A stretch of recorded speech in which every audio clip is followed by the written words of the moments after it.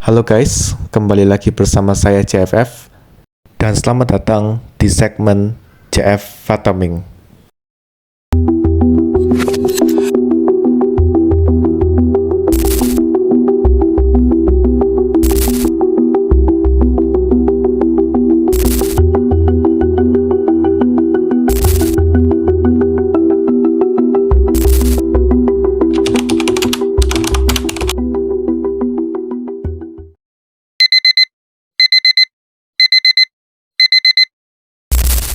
Bayangkan saja kalian baru bangun pukul 7 dan seharusnya jam masuk kantor adalah jam setengah 8. Panik gak tuh kalian? Apalagi jarak antara kantor dengan rumah kalian sudah sangat jauh dan tidak ada harapan untuk bisa hadir tepat waktu. Ditambah lagi harus melawan macet. Gimana nggak capek itu? Rasanya pingin terbang aja atau minimal langsung deh ke rumah, nyampe ke kantor secara instan. Dan itu adalah sesuatu yang ingin kita bahas sekarang, yaitu teleportasi. Beberapa film seperti Harry Potter, Star Trek, Jumper, bahkan kartun anak-anak seperti Oggy and the Cockroach pernah menampilkan bagaimana teleportasi bekerja. Kalau misalnya ini ada benar-benar di dunia nyata, tentunya ini sangat membantu umat manusia bukan? Khususnya dalam bidang transportasi. Tapi tunggu dulu. Ada satu pertanyaan yang wajib kita tanya. Apakah teleportasi memungkinkan? Ayo kita bedah. Bagi yang belum tahu apa itu teleportasi, di sini gua jelasin ya guys. Teleportasi itu merupakan proses pemindahan antar objek. Objeknya bisa manusia atau benda ya, benda mati. Itu ke satu area ke area lain secara instan dan tidak memerlukan waktu yang lama. Hanya 1 detik aja udah nyampe itu guys. Tapi kembali lagi ya ke pertanyaan awal, apakah ini memungkinkan?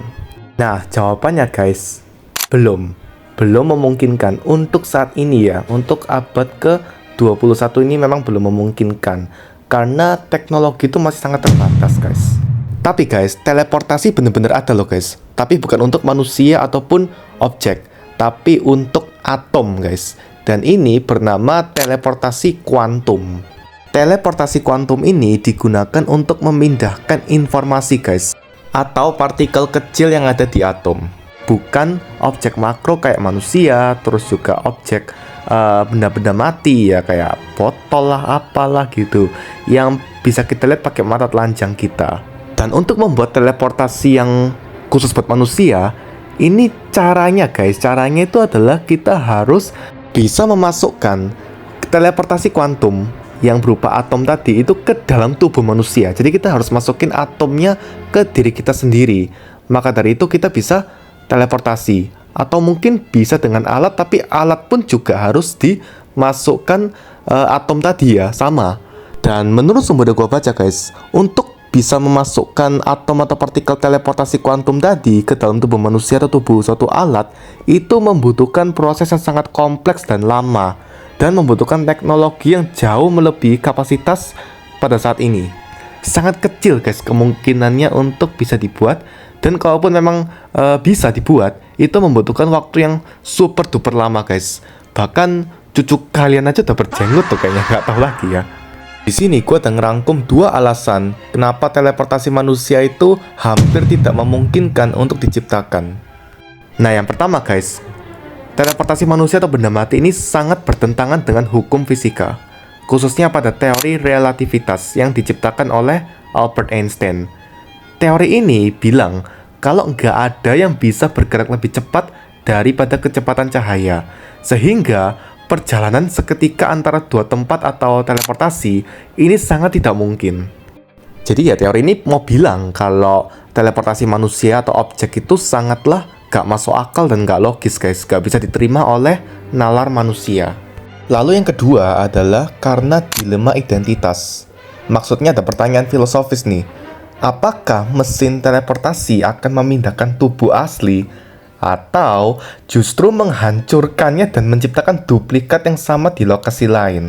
Nah, spekulasi ini yang membuat para ilmuwan, khususnya ahli fisika atau ahli mekanika kuantum itu sangat ragu untuk menciptakan teleportasi manusia. karena ini berpotensi untuk mengurangi populasi manusia daripada menyejahterakannya. Jadi itu memang harus benar-benar dipertimbangkan lagi. Lalu nih, apa yang membedakan antara teleportasi kuantum dengan teleportasi manusia ataupun teleportasi objek? Nah, perbedaan utama, the one and only-nya adalah perpindahan kuantum ini bukan perpindahan secara fisik. Jadi teleportasi kuantum ini adalah pemindahan keadaan kuantum, which is informasi, dari satu partikel ke partikel lain melalui prinsip keterikatan kuantum. Oke, bagi yang belum tahu apa itu keterikatan kuantum, sini gue jelasin sedikit ya guys, berdasarkan riset yang gue lakukan. Jadi keterikatan kuantum itu adalah bagaimana dua partikel kuantum dapat terhubung begitu erat sehingga pengukuran pada satu partikel secara instan itu mempengaruhi keadaan partikel lainnya, terlepas dari jarak yang memisahkan mereka. Jadi kayak dua partikel kuantum ini saling terhubung guys. Misalnya kayak foton dan juga elektron. Foton itu kan kuantum cahaya, sedangkan elektron itu kuantum listrik. Nah, gimana tuh kalau misalnya cahaya dengan listrik yang which is mereka itu kuantum sama-sama terhubung? Wah, itu menjadi kekuatan yang besar ya guys, dan bisa dibayangkan sendiri seberapa mengerikan dan kuatnya keterikatan antara dua kuantum tersebut. Oh iya, disclaimer dulu ya guys. Gua ini bukan anak fisika, gua bukan anak IPA juga. Jadi penjelasan gue ini bisa aja keliru ya guys, atau salah. Jadi mungkin dari kalian ada yang anak fisika, ada yang anak astronomi, atau anak lainnya yang menguasai ilmu mekanika kuantum.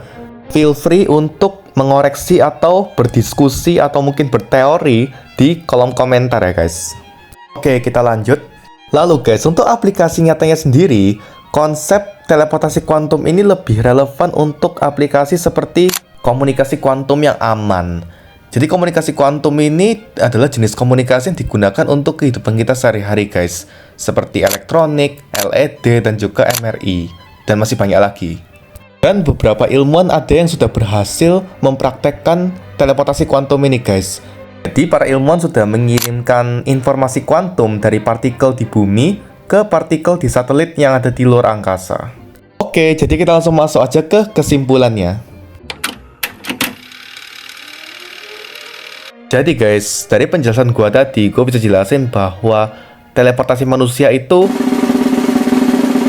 cukup tidak memungkinkan, alias 10% saja. Nah, kenapa gua rate 10%? Karena memang teleportasi itu ada guys, bener-bener ada.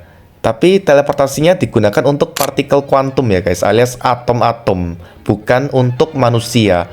Dan seperti yang gua jelasin bahwa partikel-partikelnya bisa saja dimasukkan ke tubuh manusia. Tetapi karena hipotesis yang mengatakan bahwa teleportasi berpotensi membahayakan manusia, ini menjadi pertimbangan besar bagi para ilmuwan. Jadi teleportasi fisik manusia masih berada dalam ranah fiksi ilmiah karena tantangan ilmiah dan teknis yang sangat besar. Begitupun juga dengan benda-benda mati lainnya. Ya guys, sebelum gue tutup, di sini gue mau kasih info dulu bahwa sebenarnya ada nih salah satu jenis yang mirip sekali dengan teleportasi, namanya holoportasi. Nah, holoportasi ini adalah teleportasi secara virtual guys. Jadi benar-benar bukan manusia secara fisik, tapi secara virtual. Jadi guys, holoportasi ini menggabungkan konsep hologram dengan teleportasi, di mana seseorang dapat menerima seseorang dalam bentuk hologram 3 dimensi di lokasi yang berbeda, seolah-olah orang tersebut benar-benar hadir di tempat kalian. Jadi ini lebih efektif ya dibandingkan dengan video call atau teleponan. Dan NASA sendiri pernah menggunakan holoportasi untuk membawa ahli bedah dalam bentuk hologram ke ISS atau International Space Station, yang tujuannya untuk memberikan instruksi perawatan medis kepada para astronot.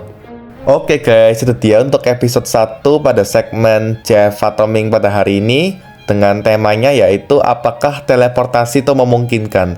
Semoga kalian mendapatkan ilmu baru dan juga pencerahan yang baru ya guys. Dan saya sadar bahwa mungkin di video ini saya ada salah ucapkan kata atau mungkin ada ketidakakuratan dalam penjelasan. Oleh karena itu saya mohon maaf ya guys jika memang ada kedua hal tersebut. Oke guys, thank you banget udah meluangkan waktunya untuk menonton video ini. Jangan lupa ya guys, like, comment, subscribe, dan share ke teman-teman kalian supaya mendapatkan sesuatu yang baru. Oke guys, see you di next episode ya guys. Bye-bye.